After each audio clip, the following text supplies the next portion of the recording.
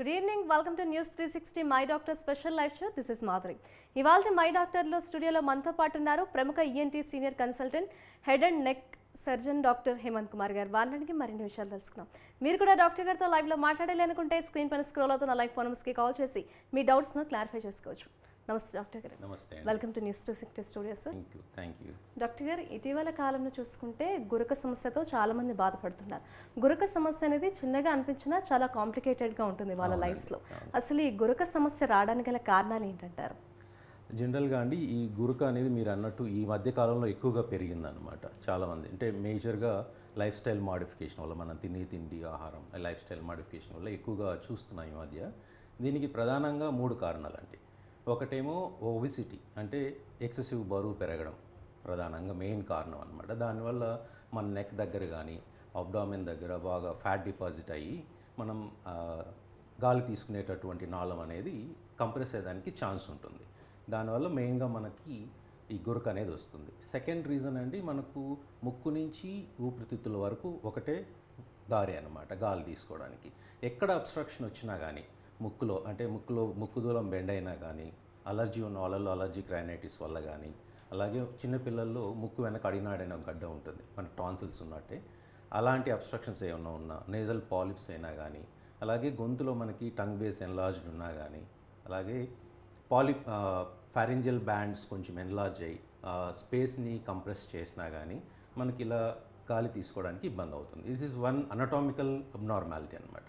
కొంతమందిలో పుట్టుకతోటి short neck ఉంటుంది, అలాగే రిట్రోగ్నాథీ అంటారు, ఈ చిన్ అనేది వెనక్కి జరిగి ఉంటుంది అనమాట. సో ఇలాంటి వాళ్ళలో మనం ఎక్కువగా గురక అనేది చూస్తూ ఉంటాం. థర్డ్ కాజ్ వచ్చి సెంట్రల్ ఆప్నియాస్ అంటారండి. మామూలుగా చెప్పాలంటే మనకు మెదడు నుంచి ఊపిరితిత్తులు గాలి తీసుకోవడానికి వచ్చేటటువంటి ఈ సిగ్నల్స్లో ఏదైనా తేడా ఉంటే అలాంటప్పుడు కూడా మనకు గురక వచ్చేదానికి అవకాశం ఉంటుందండి.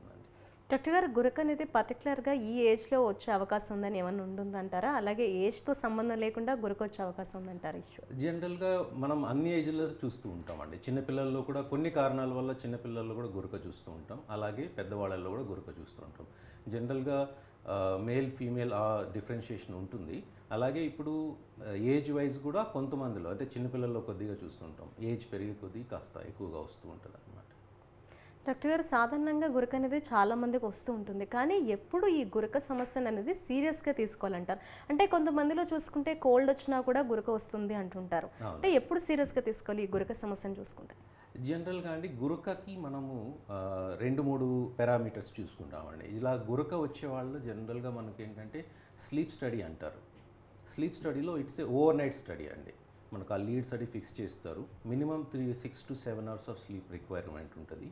ఈ టైంలో మనకు గ్రాఫ్ అంతా రికార్డ్ అవుతుంది అనమాట. ఎన్నిసార్లు మీరు గురక పెట్టారు, ఎంత సివియర్గా గురక పెట్టారు, అలాగే మీ ఊపిరి ఎన్నిసార్లు ఆగిపోయింది, ఆప్నియస్ అని హైపాప్నియస్ అని రికార్డ్ ఉంటుంది అనమాట. దాని స్కోరింగ్ని బట్టి మనం తీసుకోవాలి. జనరల్గా ఏహెచ్ఐని క్యాలిక్యులేట్ చేస్తారండి, ఆప్నియా హైపాప్నియా ఇండెక్స్ అంటారు. అది నార్మల్ పీపుల్లో 5 కంటే తక్కువ ఉంటుంది.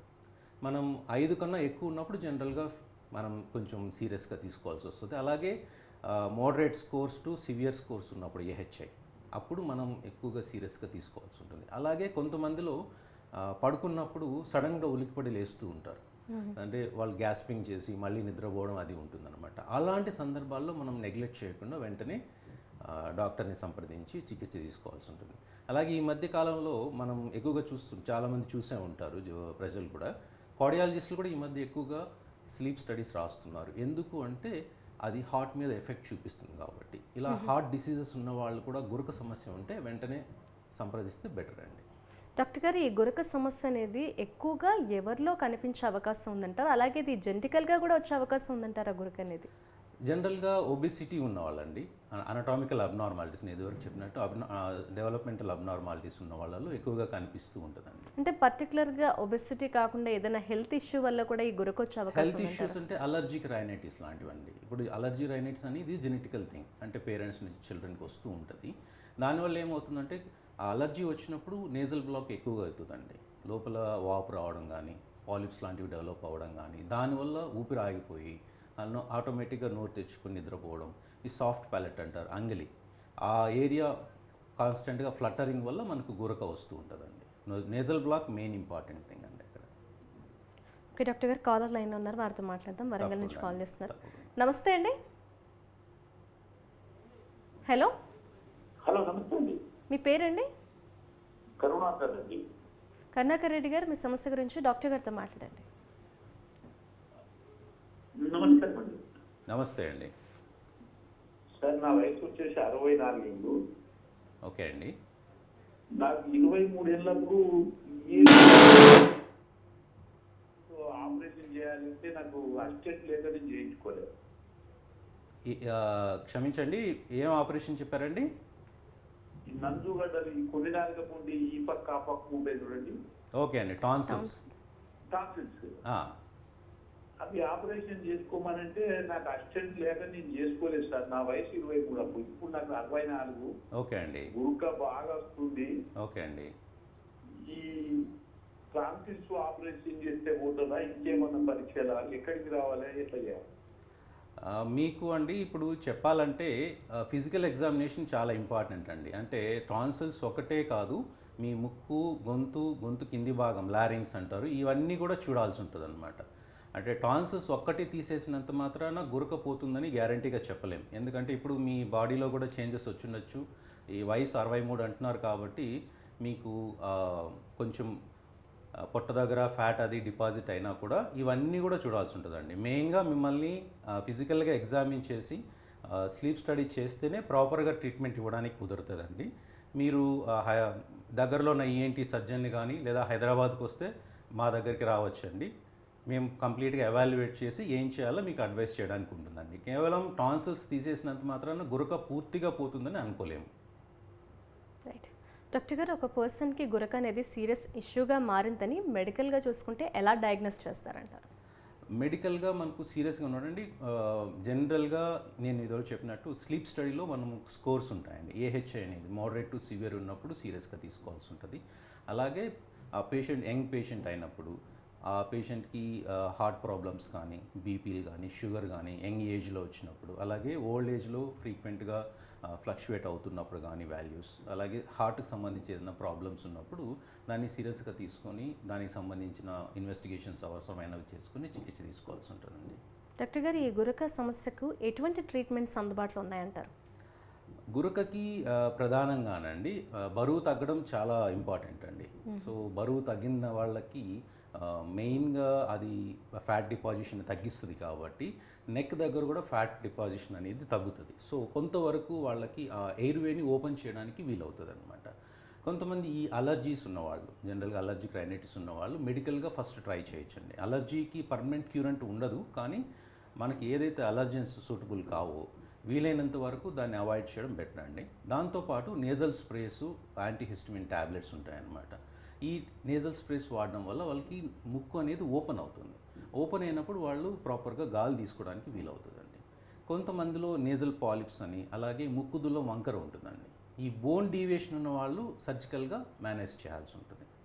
సో ఇది అలాగే గొంతు దగ్గర ఈ టంగ్ బేస్ ఎన్లార్జ్మెంట్ కానీ, ఫారింజల్ బ్యాండ్స్ బాగా తిక్కినై నారో అయిపోయినప్పుడు కానీ అలాంటి వాళ్ళకి సర్జికల్గా మేనేజ్మెంట్ ఉంటుందండి. ప్రధానంగా బరువు తగ్గడం, అబ్స్ట్రక్షన్ని రిలీవ్ చేయడం, ఇవన్నీ కుదరని వాళ్ళు కొంతమందిలో వయసు రీత్యా కానీ లేదా ఎటువంటి అనారోగ్య కారణాల వల్ల కానీ ఈ సర్జికల్గా కానీ బరువు తగ్గడం డిఫికల్ట్ అయినప్పుడు అలాంటి వాళ్ళల్లో సిప్యాప్ అనే మిషన్ ఉంటుందండి. మన ఆక్సిజన్ మాస్క్ లాగా ఉంటుంది, ఒక చిన్న మిషన్కి కనెక్షన్ ఉంటుంది. సో అది రాత్రి పడుకున్నప్పుడు ఎప్పుడు నిద్రపోయినా మీరు ఆ సిప్యాప్ మిషన్ వాడాల్సి ఉంటుంది. దానివల్ల కాన్స్టెంట్గా మీకు ఎయిర్ పంప్ చేస్తూ ఉంటుంది. మెయిన్గా ఇది మెడికల్గా సిప్యాప్ అడ్వైస్ చేస్తారండి మెడికల్ మేనేజ్మెంట్లో. కానీ చాలామంది పేషెంట్స్ అంత కంఫర్టబుల్గా ఫీల్ అవ్వరు, ఎందుకంటే కాన్స్టెంట్గా బ్లో అవుతూ ఉంటుంది. థ్రోట్ డ్రైనెస్ వల్ల డిస్కంఫర్ట్ ఫీల్ అవుతారు. కాబట్టి ఒకవేళ కొంతమందిలో ఈ నేజల్ బ్లాక్ ఉన్న వాళ్ళలో కూడా గాలి పంప్ చేసినా కూడా సరిగ్గా లోపలికి వెళ్ళక ఇబ్బంది పడుతుంటారు. అలాంటి వాళ్ళు సర్జికల్గా ఫస్ట్ తగిన చికిత్స తీసుకొని ఆ తర్వాత అవసరమైతే సిప్యాప్ మిషన్ వాడచ్చండి. అంటే డాక్టర్ మీరు చెప్తున్నట్టు ట్రీట్మెంట్స్లో భాగంగా వెయిట్ తగ్గితే దాని అంతటా అదే గురక సమస్య తగ్గే అవకాశం చాలా వరకు తగ్గడానికి అవకాశం ఉందండి. అలాగే బ్రీతింగ్ ఎక్సర్సైజెస్ ఏమైనా హెల్ప్ఫుల్ అవుతాయంటారా? తప్పకుండా అండి. యోగా లాంటివి బ్రీదింగ్ ఎక్సర్సైజెస్ చేయొచ్చు. అలాగే regular exercise daily 30 minutes to 45 minutes of exercises, walking కానీ జాగింగ్ కానీ ఎనీ కైండ్ ఆఫ్ ఎక్సర్సైజ్ తప్పకుండా హెల్ప్ చేస్తుందండి. డాక్టర్ గారు లేటెస్ట్గా ఏమైనా గురక ఇష్యూకి సంబంధించి లేటెస్ట్ ట్రీట్మెంట్స్ ఏమైనా వచ్చాయంటారా? లేటెస్ట్గా ట్రీట్మెంట్ మనకి అబ్స్ట్రక్షన్ రిలీవ్ చేయడానికే ఉందండి. ఆ తర్వాత సిపాప్ మిషన్స్ అనమాట.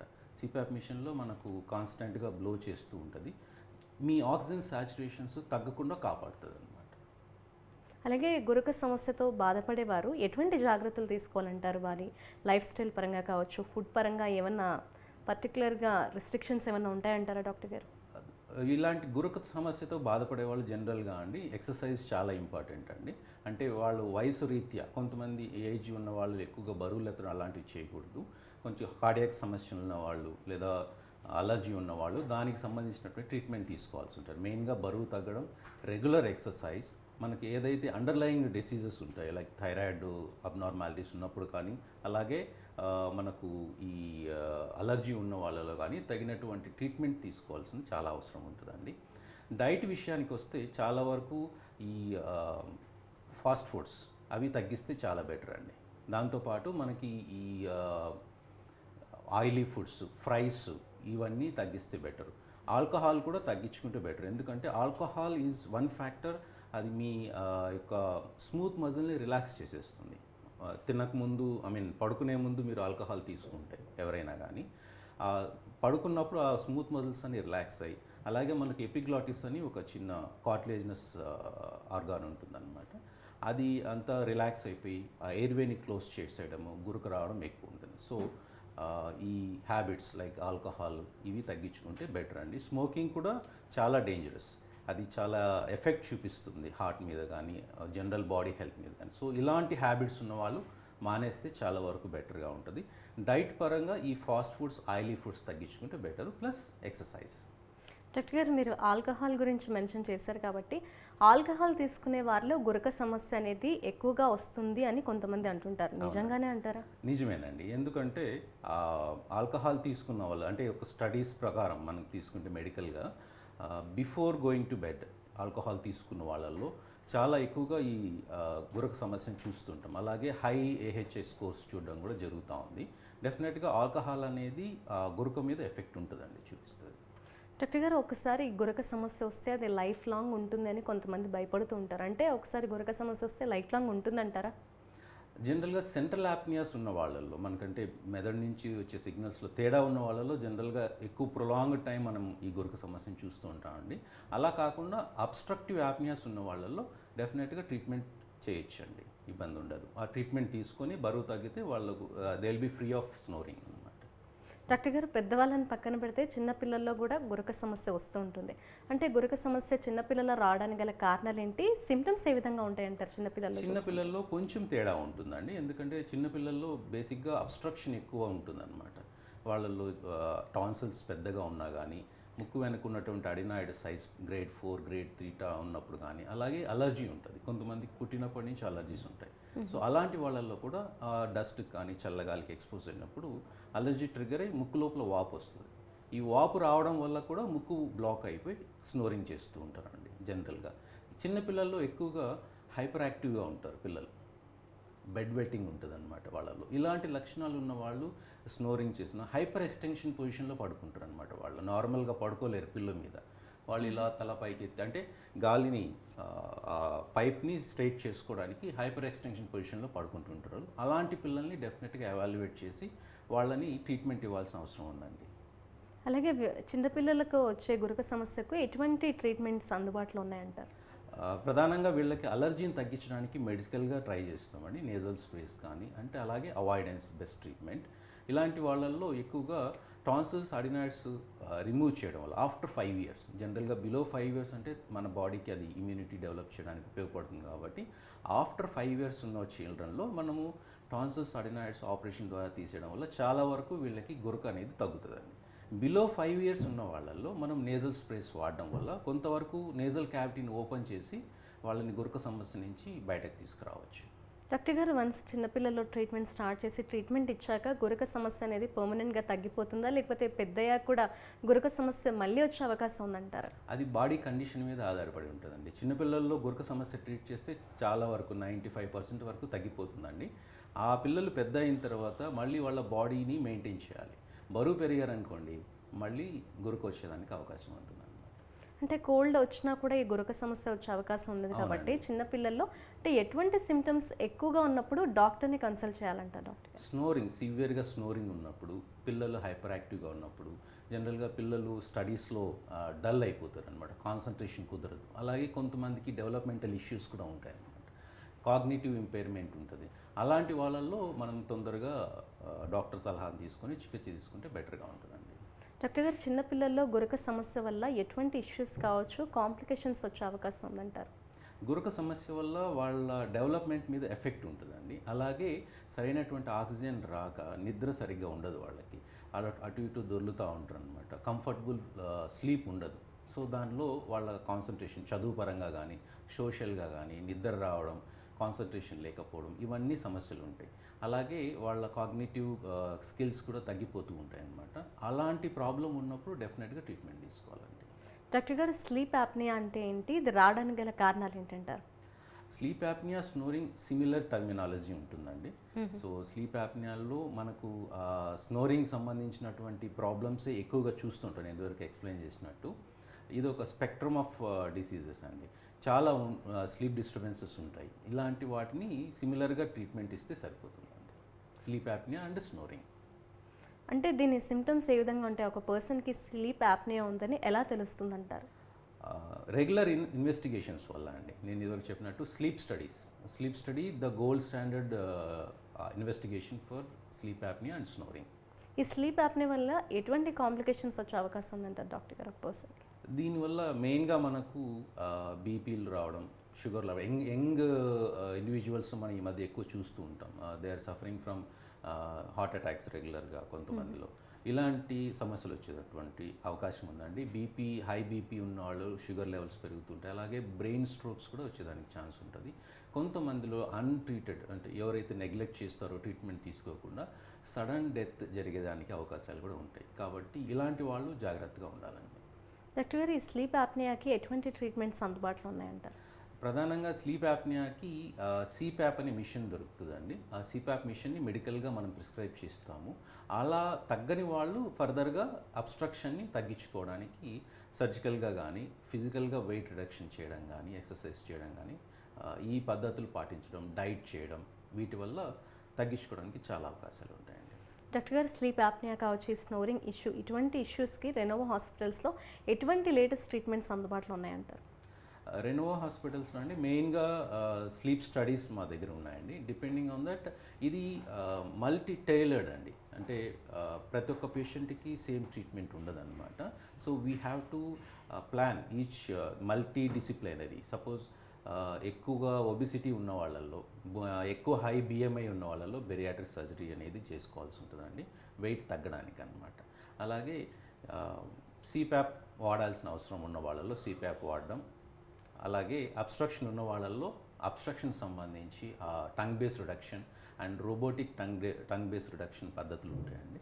సో అలాంటివి చేసుకోవడం వల్ల వాళ్ళకి హెల్ప్ఫుల్గా ఉంటుందండి.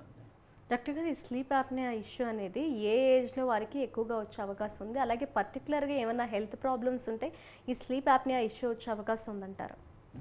స్లీప్ యాప్నియా వల్ల హెల్త్ ఇష్యూస్ వస్తాయండి మెయిన్గా. స్లీప్ యాప్నియా నుంచి నేను ఎవరు చెప్పినట్టు బీపీ, షుగర్ రావడం, హార్ట్ అటాక్స్ అనేవి స్లీప్ యాప్నియా నుంచి కాంప్లికేషన్స్ వస్తూ ఉంటాయి. మెయిన్గా ఎక్కువగా ఎల్డర్లీ పీపుల్లో చూస్తూ ఉంటారు అనమాట గురక రావడం. అదే డాక్టర్ గారు, స్లీప్ యాప్నియా వల్ల మీరు హార్ట్ అటాక్స్, బ్రెయిన్ స్ట్రోక్స్ వచ్చే అవకాశం ఉంది అంటున్నారు. అంటే పర్టికులర్గా ఎందుకు వచ్చే అవకాశం ఉంది హార్ట్ ఇష్యూస్ అనేవి? హార్ట్కి సంబంధించి అండి, దాంట్లో మనకి ఆక్సిజన్ శాతం అనేది చాలా వరకు తగ్గుతూ ఉంటుంది. ఇప్పుడు మనం స్లీప్ స్టడీ చేసినా కూడా బ్రెయిన్ యొక్క యాక్టివిటీని చూస్తాం. అలాగే మన శరీరంలో ఉన్నటువంటి ఆక్సిజన్ సాచురేషన్, ఇవన్నీ కూడా క్యాలిక్యులేట్ అవుతాయి. సరైనటువంటి ఆక్సిజన్ రాకపోవడం, అలాగే దానికి సంబంధించిన మెటబాలిక్ చేంజెస్ జరగడం వల్ల హార్ట్ అటాక్స్ వచ్చేదానికి అవకాశం ఉంటుందండి. డాక్టర్ గారు, ఈ స్లీప్ యాప్నియా ఇష్యూతో బాధపడే వారి లైఫ్ స్టైల్ ఏ విధంగా ఉండాలంటారు? హెల్దీ లైఫ్ స్టైల్ అండి. ఫిజికల్ ఎక్సర్సైజ్, కాన్స్టెంట్గా ఒక చోట కూర్చోకుండా మీరు రెగ్యులర్ ఎక్సర్సైజ్ చేయడం అనేది చాలా ఇంపార్టెంట్. అలాగే డైట్ వెరీ ఇంపార్టెంట్ అండి స్లీప్ తిన్న వాళ్ళలో. ఈ అలర్జీస్ లేదా అదర్ డిపెండెంట్ అండర్లయింగ్ ప్రాబ్లమ్స్ ఏవైతే ఉంటాయో అలాంటి వాళ్ళు దానికి సంబంధించినటువంటి చికిత్స తీసుకోవాలండి. హెల్దీ లైఫ్ స్టైల్ అంటే రెగ్యులర్ ఎక్సర్సైజ్. అలాగే ఈ స్లీప్ యాప్నియా అనేది జెనెటికల్గా వచ్చే అవకాశం ఉందంటారు డాక్టర్ గారు? కొంతమందిలో చూస్తూ ఉంటామండి. అంటే అండర్లయింగ్ ప్రాబ్లమ్స్ వల్ల జెనెటికల్గా వచ్చేదానికి అవకాశం ఉంటుంది. డాక్టర్ గారు, గురక, ఈ స్లీప్ యాప్నియా రెండు సేమా లేకపోతే డిఫరెన్స్ ఏమన్నా ఉందంటారా?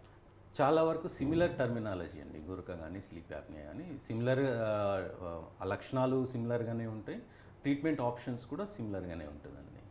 ఈ గురక కావచ్చు, ఈ స్లీప్ యాప్నియాతో వాళ్ళ లైఫ్లో చాలా ఇబ్బందులు పడుతుంటారు. వీటిని ప్రివెంట్ చేసే అవకాశం ఏమైనా ఉందంటారా డాక్టర్? తప్పకుండా అండి. తొందరగా డయాగ్నోస్ చేసి తొందరగా ట్రీట్మెంట్ తీసుకున్న వాళ్ళల్లో వీళ్ళకి లక్షణాలు తగ్గించి వాళ్ళ లైఫ్ని ఇంప్రూవ్ చేయడానికి చాలా వరకు హెల్ప్ఫుల్గా ఉంటుందండి. అలాగే బేరియాట్రిక్, చాలామంది ఓవర్ వెయిట్తో వస్తుంటారు.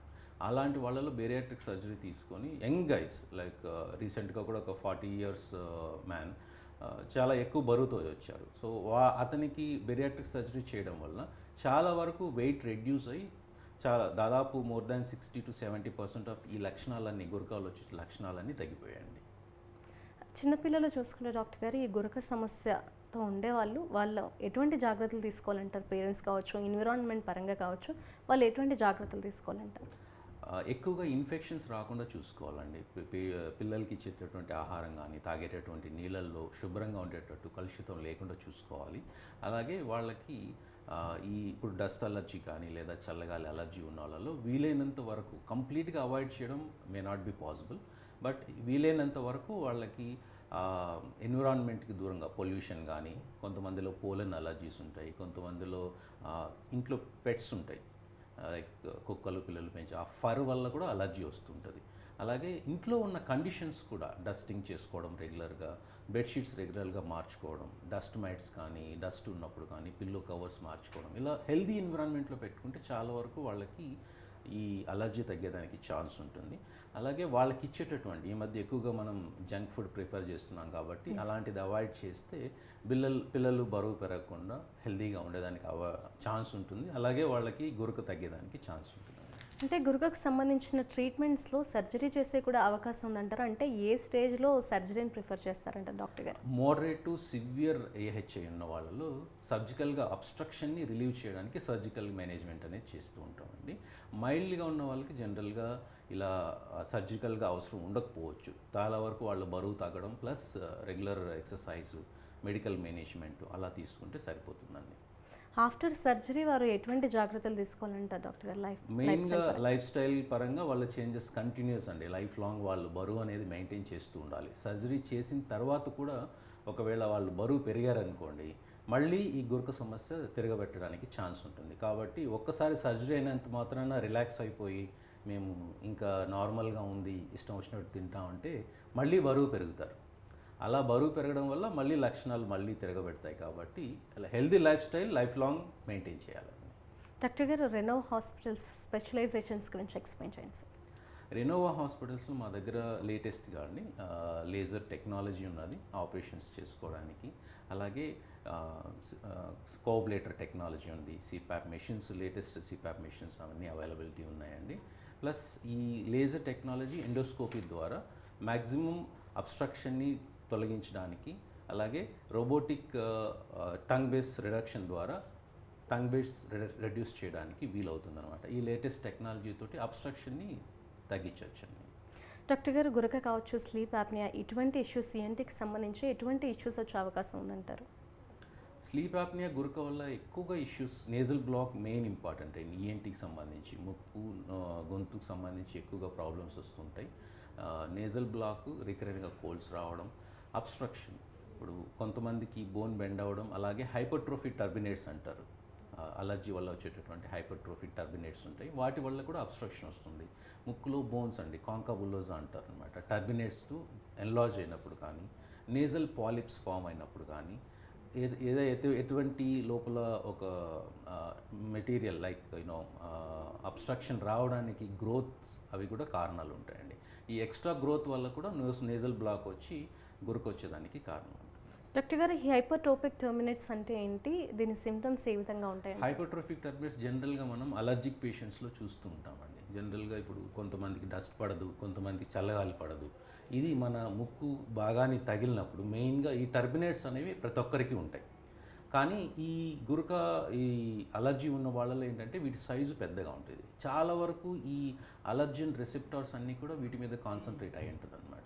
సో అలర్జీ అనేది సపోజ్ డస్ట్ కానీ లేదా పోలన్ కానీ మన ముక్కు బాగానే తగిలింది అనుకోండి, ఈ రిసెప్టార్స్ అనేవి దాన్ని క్యాచ్ చేసి ఈ అలర్జీ అనేది ట్రిగ్గర్ అవుతుంది. మొదటిసారి వాళ్ళు ఎక్స్పోజ్ అయినప్పుడు అలర్జీ బాడీ సెన్సిటివిటీ ఉంటుందన్నమాట. సెకండ్ టైం థర్డ్ టైం వాళ్ళు ఎక్స్పోజ్ అయినప్పుడు ఈ సిమ్టమ్స్ అన్నీ స్టార్ట్ అవుతాయి. డాక్టర్ గారు, ఈ గురక సమస్యతో వాళ్ళే కాకుండా వాళ్ళ ఫ్యామిలీ మెంబర్స్ కూడా చాలామంది వాళ్ళ లైఫ్స్లో ఇబ్బందులు పడుతుంటారు. ఈ గురక సమస్య గురించి ఫైనల్గా మా ప్రేక్షకులకు మీరు ఇచ్చే సజెషన్ ఏంటి? జనరల్గా ఇది ఇంతకుముందు ఎక్కువగా గురక వస్తే ఫిజికల్గా అలసిపోయారు, రెస్ట్ తీసుకుంటున్నారు అనుకునేవాళ్ళు. అప్పుడు ఎక్కువగా వీళ్ళకి ఫ్యామిలీ ట్రబుల్స్ ఉన్నాయి. Life partner is to suffer a lot. ఎందుకంటే ఈ లౌడ్ స్నోరింగ్ వల్ల పక్కన పార్ట్నర్కి ఎక్కువ ఇబ్బంది పడడం కానీ, అలాగే జర్నీస్లో ఉన్నప్పుడు పక్కన అటువంటి ప్యాసింజర్స్ ఇబ్బంది పడడం కానీ జనరల్గా జరుగుతూ ఉంటుంది. పర్సనల్గా తీసుకుంటే ఆరోగ్య సమస్యలతో పాటు వీళ్ళకి ఎక్కువగా గురక వచ్చే వాళ్ళలో సరైనటువంటి రెస్ట్ ఉండదు కాబట్టి